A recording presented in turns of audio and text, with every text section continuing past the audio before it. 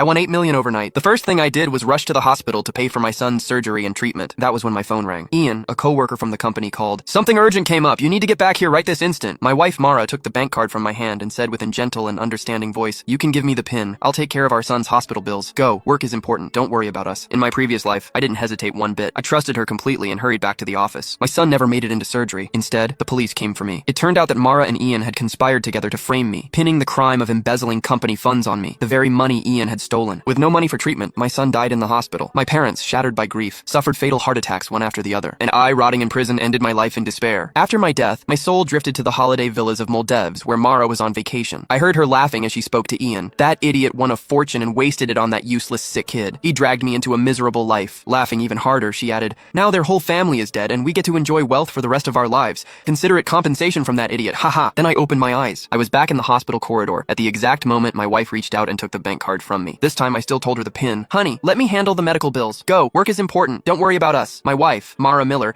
held the bank card with $8 million inside tightly. She might have sounded gentle and understanding, but her eyes were gleaming with triumph and excitement. In my previous life, I had trusted her completely. I did not expect her to take the money needed to save our son, Jaden Lowe, to conspire with my colleague, Ian Staffer, and frame me for embezzling company funds. I was then sentenced to 10 years in jail, and Jaden died in the hospital, receiving no treatment. Even my parents died of heart attacks one after the other. Their bodies were left on the streets with no one to help. When I was given another chance at life, hatred was raging in me. I wanted to tear that vicious woman into pieces with my bare hands. However, that would only land me in jail once more. It was not worth it. I was going to use a different way to make Mara and Ian pay the price. I gripped her wrist tightly and said with a strong hint, thank you for dealing with the hospital. This is the money needed to save Jaden. Don't wire it to the wrong account. After all, in the previous life, Mara did not wire the money to the hospital's bank account, but instead to Ian's other account. Mara's eyes had a pang of uneasiness in them. She said shiftily, don't worry, I won't be that careless. I replied with a smile. All right then. I turned around and my smile instantly vanished. Exiting the hospital, I sneered and called the police. Hi, I would like to report a financial crime. 2 minutes ago, I was scammed out of $8 million.